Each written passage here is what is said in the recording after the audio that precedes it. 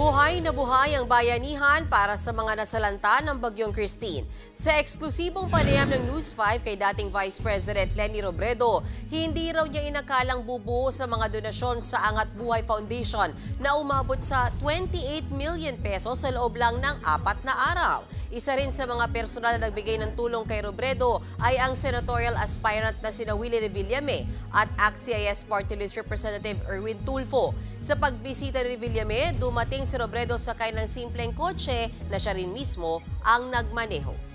Sobrang blessing na pinagkakatiwalaan ka. Yung mga nagbibigay ng pondo na kakailanganin namin for our operations, talagang gusto namin yun i-account to the smallest centavo.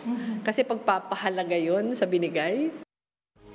Mga kapatid, may Los Baños po. Huwag magpahuli sa mga balita at impormasyong dapat ninyong malaman. Para sa mas malawak na balitaan at diskusyon, mag-follow at mag-subscribe sa social media pages ng News 5.